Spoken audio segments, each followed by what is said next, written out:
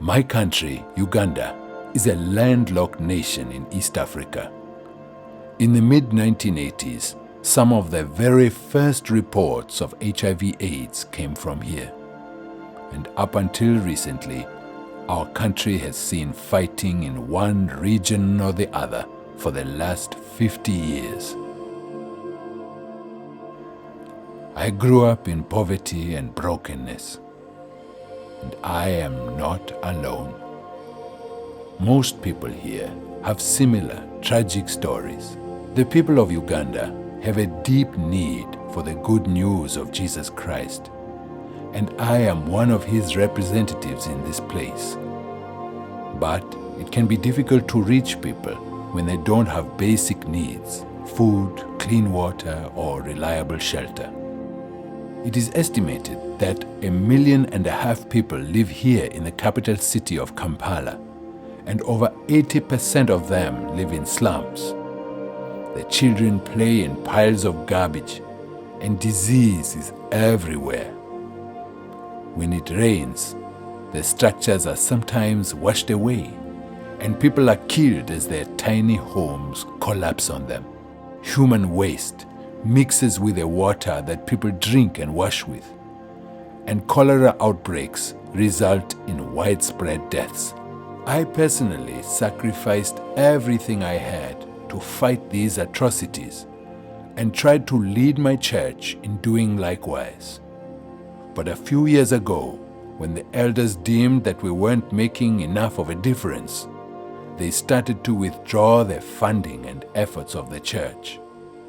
I knew I couldn't do it alone, and I began to give up.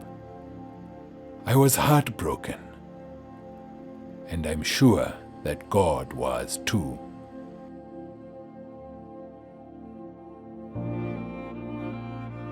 I'll never forget attending my first Global Leadership Summit in Nairobi, Kenya.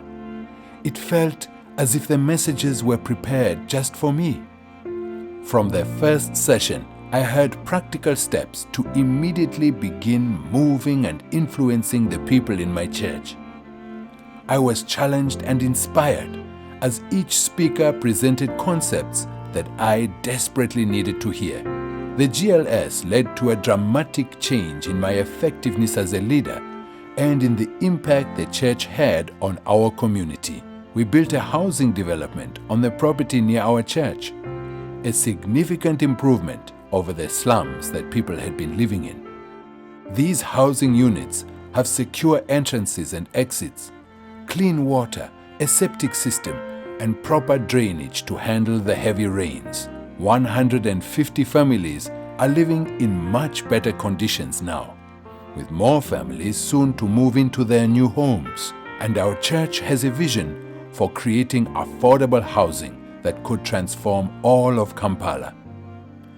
I thank God for the way He is now using me as a leader and for the way His Spirit has stirred up the people in our congregation to take care of these families so desperately in need.